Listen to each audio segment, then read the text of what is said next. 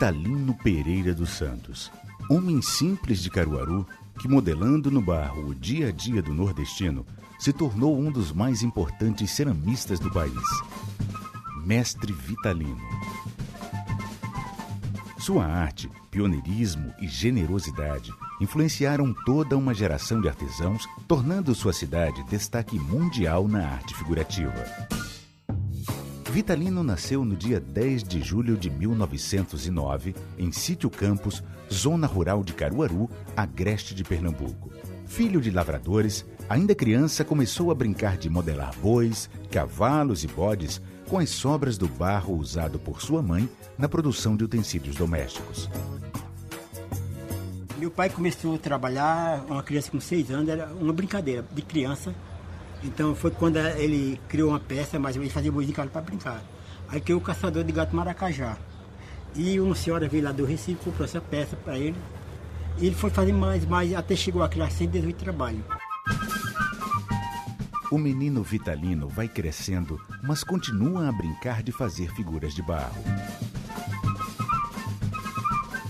Além disso, se torna um talentoso tocador de pífanos, chegando a participar de várias bandas do gênero. Eu sempre achei que o problema do ritmo, muito presente na música e na poesia, é um problema ligado a todas as artes. Por isso fiquei muito contente quando vi uma vez o grande escultor Vitalino dizer uma frase que eu nunca mais esqueci. Ele disse: "Eu crio pela cadência. Faço o que vejo, mas também o que não vejo."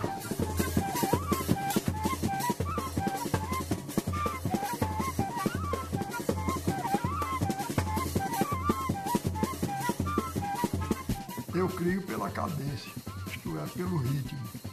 Essa é uma frase que eu fiquei tomado de tal admiração quando li, que eu tornei um dos lemas do meu trabalho de escritor. No final dos anos 40, Vitalino, já casado e com 6 filhos, se muda para o povoado Alto do Moura. Assim fica mais próximo ao centro e à feira de Caruaru. No local já funcionavam algumas olarias e moravam muitos ceramistas. No encontro com os outros artesãos, Vitalino começa a ensinar sua arte. É quando é reconhecido como mestre pelos próprios parceiros. É por ele ter sido o primeiro a ter esse reconhecimento individual, um dos primeiros. Ou seja, ele deixar de ser uma arte apenas folclórica, uma arte do povo, e ser a arte de Vitalino Pereira dos Santos. Foi nesta casa, no Alto do Moura, que Vitalino viveu até o fim da vida e produziu milhares de peças, abrangendo cerca de 118 temas ligados ao imaginário nordestino. Ele nunca se interessou em produzir utensílios domésticos, como era a tradição entre os ceramistas da época. Seu repertório incluía bonecos de gente e de bichos. Como um fotógrafo, ele registrava por meio do barro cenas da vida do sertanejo.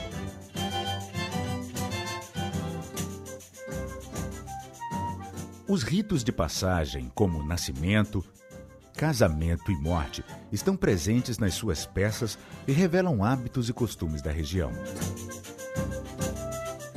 Imagens que remetem ao crime e à lei também são comuns no seu trabalho. Da mesma forma, temas como a religião, a seca e a migração. E é a partir da criação desses grandes conjuntos, como ficam conhecidos, que sua arte começa a chamar a atenção, rompendo os limites da feira de Caruaru. A percepção nele, a capacidade de ver de uma maneira especial, que é o que confere valor à chamada arte expressionista. E Vitalino é um expressionista sob todos os pontos de vista, porque ele altera a visão da realidade e mostra, segundo, uma exacerbação de certos aspectos, e com isso ele consegue transmitir inteiramente o que ele desejava levar como conteúdo a ser visto pelas pessoas, a ser identificado, a ser discutido, a ser debatido. A procissão, a casa de farinha, quem efetivamente cria o conjunto que passa a ser o definitivo no artesanato do Nordeste é a técnica intuitiva adotada por Vitalino. Mas a obra símbolo de Mestre Vitalino é o boi. De acordo com os críticos, era o animal que ele melhor representava. E o boi de Vitalino não é somente a figura valorizada numa sociedade pastoril, mas é também um boi alegorizado com algumas traduções assim de entidade. O boi é mais do que apenas um animal querido, um animal caro. Ele é uma entidade que tem uns mistérios, não é uma coisa rasa. Mas o boi é uma das fixações dele. Ele é fiel à estética arcaica, que é a frontalidade triunfante, a frontalidade orgulhosa. O boi de Vitalino visto de frente é muito maior do que visto pelo lado da cauda. Ele vai descendo até a cauda. No entanto, sua atividade como ceramista só se torna conhecida do grande público em 1947. É quando o artista plástico Augusto Rodrigues organiza no Rio de Janeiro a primeira exposição de cerâmica pernambucana com diversas obras de Vitalino.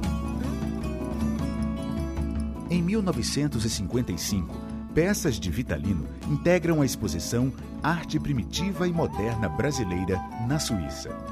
O sucesso de Vitalino e o interesse cada vez maior pela arte popular repercute entre os ceramistas do Alto do Moura. Muitos começam a copiar sua técnica. Sem se importar com a concorrência, Vitalino incentiva mais artesãos a entrarem no mundo da arte figurativa, ensinando de bom grado o seu ofício.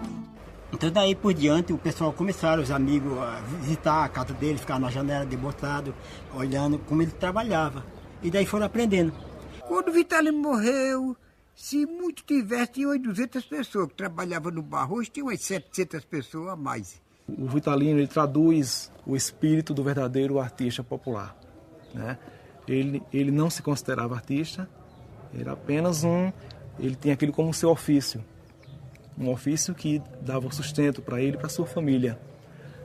Ele não se via como mestre, que sempre foi, sempre deve ser reverenciado como tal, mas ele tinha esse desprendimento, na verdade, de passar conhecimentos e absorver também. Eu acho importante a pessoa ser bem humilde, ser bem popular com todo mundo, era como o Vitalino era.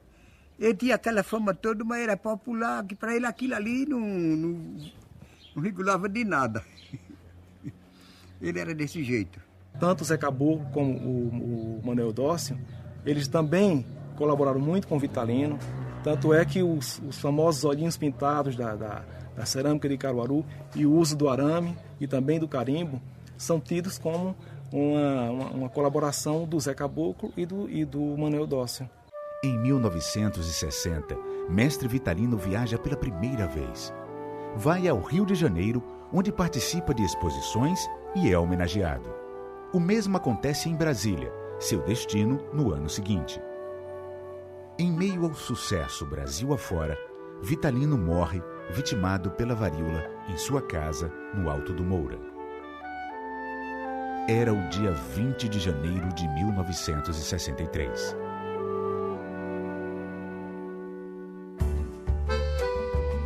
O legado de Vitalino passa a ser perpetuado pelos seus filhos Manuel e Severino e pelos filhos dos seus filhos, além das famílias dos seus discípulos, na época calculados em 15 pessoas. Hoje não há um número oficial, mas estima-se em cerca de 700 artesãos do barro no Alto do Moura. Os bonecos de Vitalino ganharam novas formas e contornos. Podem ser vistos nas miniaturas de Marliette, nos jogos de xadrez de Vitalino Filho e em muitas outras peças que vão ganhando o mundo.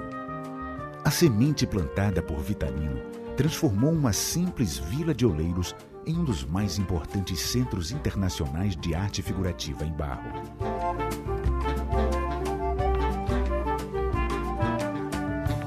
Na grandeza de sua arte e do seu legado, Vitalino vive.